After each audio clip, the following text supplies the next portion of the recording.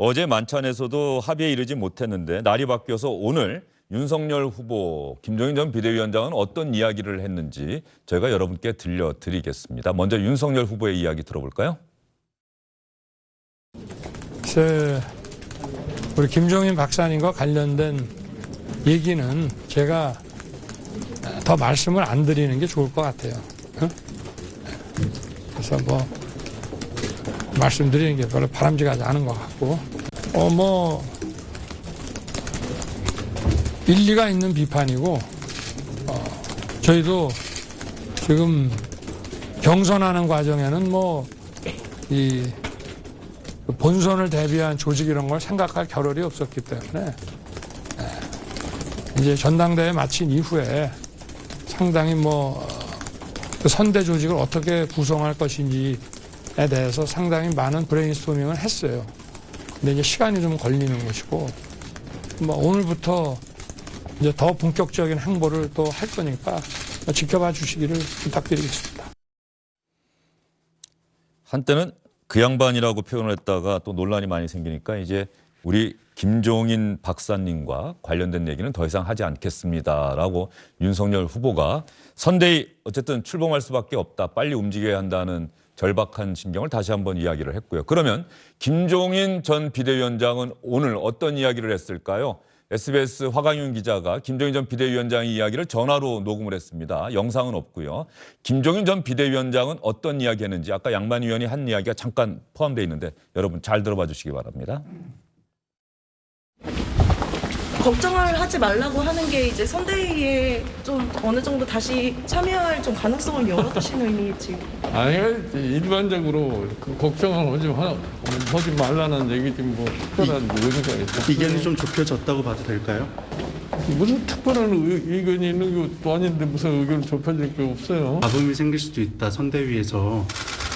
무슨 잡음이 생겨요? 위원장님께서. 하여튼 가급적이면 선대위가 정상으로 갈 수 있는 여건을 갖다가 처음서부터 만들자 하는 얘기지 특별한 의미가 없어요. 그 자꾸 이상한 얘기 들어가지고 이상한 글 쓰려고 그러지 마라. 오늘 무슨 어디 보니까 나한테 무슨 최후 통첩을 했다고 오늘 또 신문은 주접 떨어놨던데. 잘 됐다고 그래서 그 뉴스 보고. 없어. 이 후보가 바뀌지 않으면 합류를 안 하시겠다고 받아들이면 될까요? 그거 내 마음이지 그거는. 오늘 총괄선대위원장 자리 빼고 선대위가 출범하는데 여기에 대해서 좀 어떻게? 그거는 자기네들이 알아서 하는 일이니까 내가 강경할 게 없어요. 근데 저 이야기가 말이죠. 항상 후보의 이야기가 아니라 후보 측근의 이야기가 기자들이 취재를 해서 그걸 쓰는 건 아닙니까? 윤석열 후보 측의 어떤 관계자는 이런 건 아니겠습니까? 그렇겠죠. 근데 김종인 전 위원장은 사실 불과 2, 3일 전만 해도 일상으로 회귀하겠다. 예. 그다음에 정치 얘기는 앞으로 안 하겠다고 그랬는데 김종인 전 위원장의 경우에는 사실 일상 자체가 정치 참여입니다. 그리고 정치 얘기를 안 할 뿐이 아니라는 것을 많은 분들이 알고 있어요. 근데 이번에 이제 윤석열 후보하고 줄다리기가 너무 길어지는데 글쎄요. 쭉 보신 분 느끼시겠지만은 김종인 전 위원장이 다른 사람들 보고는 자리 싸움하는 그 정치인 파리 때 이렇게 욕하면서 지금 그 선대위원장, 선대위 지도부 꾸리는 문제 가지고 이렇게 어찌 보면은 정말 목리를 부리면 이게 제대로 된 그 선대위가 꾸려질지 말이죠. 선대위를 빨리 꾸리는 게 지금 중요한 게 아니라 사실은 선대위는 대선 바로 하루 전날까지도 대선 불과 2, 3일 전에 임명장 받는 분들도 있었어요. 과거에 보면. 그 정도로 선대위가 잘 굴러갈 만하면 대선 끝나는 겁니다. 그래서 이것은 공무원 조직처럼 완전히 세팅한 다음에 요이 땅 해가지고 쫙 시작되기보다는 부족한 부분을 계속 메워가는 게 선대위거든요. 그런 차원에서 일단 꾸릴 수 있는 부분은 빨리 꾸리고 나서 힘을 합쳐서 앞으로 나아가는 것이 중요한데 지금 다른 사람이 뭐를 맡으면 내가 이걸 안 맡겠다라는 식은 매우 곤란하죠. 윤석열 후보의 캠프고 국민의힘의 캠프인데 어떤 그 특정인을 위한 캠프가 아니라는 거를 저는 국민의힘 윤석열 후보 캠프가 잘 되기를 바라는 마음에서 이런 얘기를 지금 드리는 겁니다.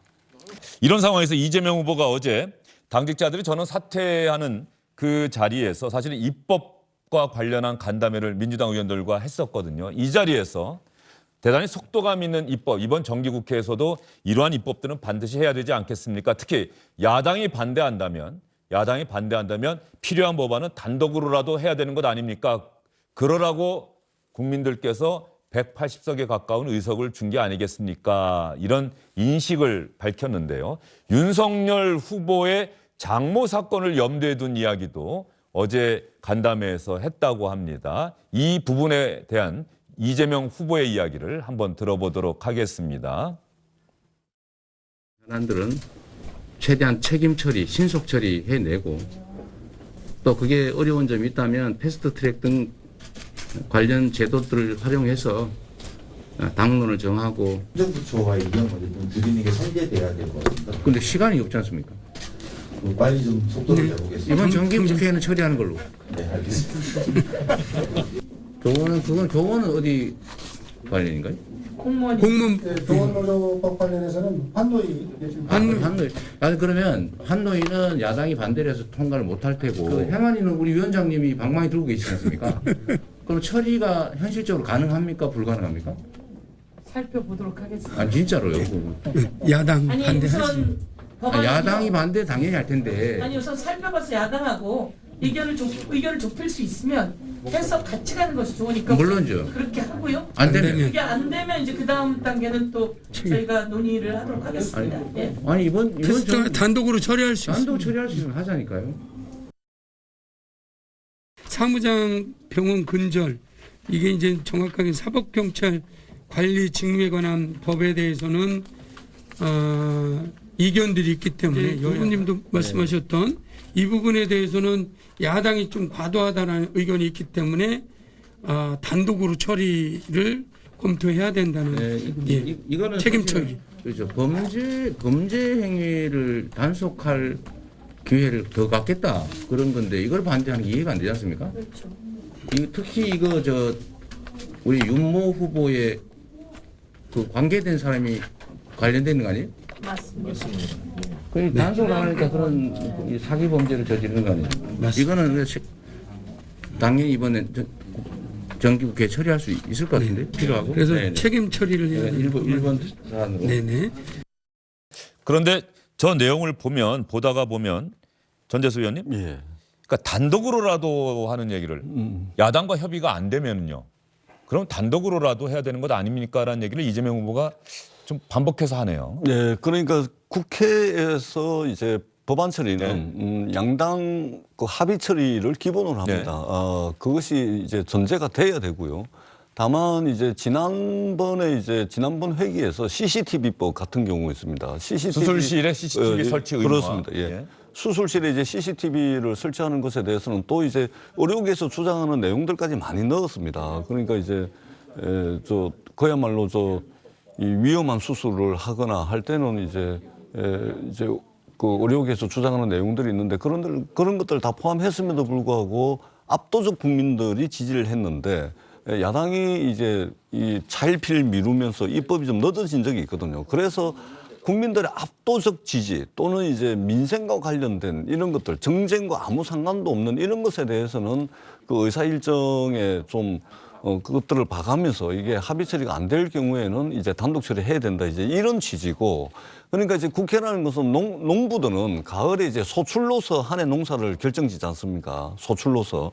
근데 이제 국회는 한 해 농사를 입법 실적과 예산 실적으로 한 해 농사를 마감을 하거든요. 더더구나 12월 13일이면은 2021년도 정기국회가 끝이 납니다. 그렇기 때문에 입법에 대한 성과와 예산에 대한 실적을 더 이상 미룰 수 없다. 그래서 압도적 국민들의 지지를 받는 법안이 있다면, 예산이 있다면 이런 부분들에 대해서는 야당과 충분히 협의를 하되 안 될 경우에는 180석을 밀어준 국민들의 의사가 있기 때문에 이제 단독 처리를 해야 된다. 이제 그런 취지고 단독 처리를 강조한 것은 아니다. 이 말씀을 드립니다.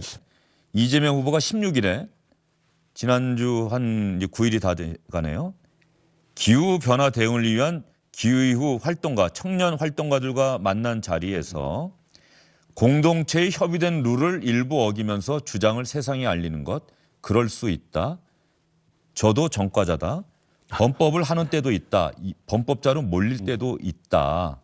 그리고 투쟁의 양식이 선을 넘을 때 그게 옳은지 그른지는 각자가 판단하는 것이다라는 이야기. 이때도 국민의힘에서는 비판을 했었어요. 예, 예. 이거 때법 뭐 하자는 거냐. 이 부분과 한번 연관지어서 조금 전에 그 국회 뭐 단독으로라도 처리해야 되는 것 아닙니까라는 발언 함께 좀 말씀해 주시죠. 그러니까 전반적으로는 저도 이제 김영우 의원님 말씀에 전적으로 동의를 합니다. 국회라는 것이 그 의석수 많다고 일방적으로 밀어붙이는 게 아닙니다. 더 좋은 민주주의를 하라는 것이 다수당으로 만들어진 국민들의 이제 요구겠죠. 더 좋은 민주주의. 더 좋은 민주주의는 물론 결과도 좋고 절차와 과정도 좋은 것이 이제 더 좋은 민주주의겠죠. 그런 측면에서 이제 뭐 180석을 무기로 뭐 이게 그냥 힘으로 밀어붙이고 이것은 분명히 아니라는 말씀을 드리고 어제 저희들이 입법 간담회를 하필 이 시점에 한 이유가 있습니다. 즉 이제 국회 한 해 농사가 이제 끝이 납니다. 12월 13일이면 국회 한 해 농사가 끝납니다. 그러면은 그렇죠. 한 해 농사 끝나면 농부들은 소출로서 곡식의 양으로서 이제 평가를 받는 것이고 국회는 결국은 입법 실적과 예산의 성과를 가지고 국민들로부터 평가를 받는 겁니다. 더더구나 저희들은 집권 여당이기 때문에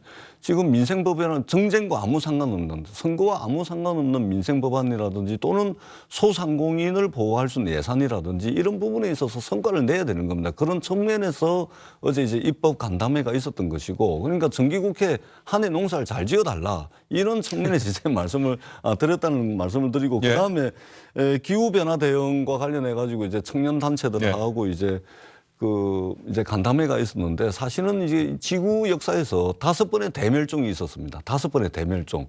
가장 최근의 대멸종이 이제 6,600만 년 전에 있었는데 앞에 5번의 대멸종은 그 지구에 사는 생명체들에 의해서 원인이 돼가지고 대멸종을 한 게 아닙니다. 그런데 지금 다가오는 여섯 번째 대멸종은 인간이 스스로 대멸종의 원인 제공자가 돼가고 있다는 측면에서 이 청년 활동가들을 이제 격려하고 그리고 예를 들면은 집회 신고를 하고 집회를 할 경우에도 예를 들면 폴리스 라인을 조금 넘어서 버리면 공무집행 방해가 되는 겁니다. 그렇지, 범법이 되죠. 그렇습니다. 그러니까 굉장히 사소한 거 가지고도 범법자, 전과자가 될 수 있기 때문에 이제 그렇기 때문에 이 불법을 통해서라도 뭔가를 해야 된다. 이것을 이제 강조하고 그런 것이 아니고 말하자면 우리가 새로운 어떤 가치 또는 새로운 질서를 만들어 나가는 기후변화 대응이라는 이런 것을 만들어 나가는 과정에 있어서 우리가 이제 불복종 운동이라든지 이런 것들도 있지 않습니까? 그런 차원에서 이제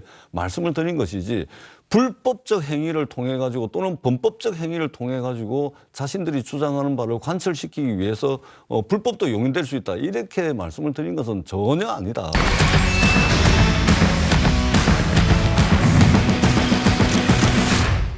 안녕하십니까, 주영진입니다. 더 많은 뉴스와 라이브 이벤트를 보고 싶으시다면 화면 오른쪽을 눌러서 구독해 주시기 바랍니다. 저희 SBS 앱을 다운로드 받으시면 뉴스 속보 알림도 받아보실 수 있습니다. 텔레비전으로도 SBS 뉴스, 유튜브로도 SBS 뉴스 잊지 마시기 바랍니다.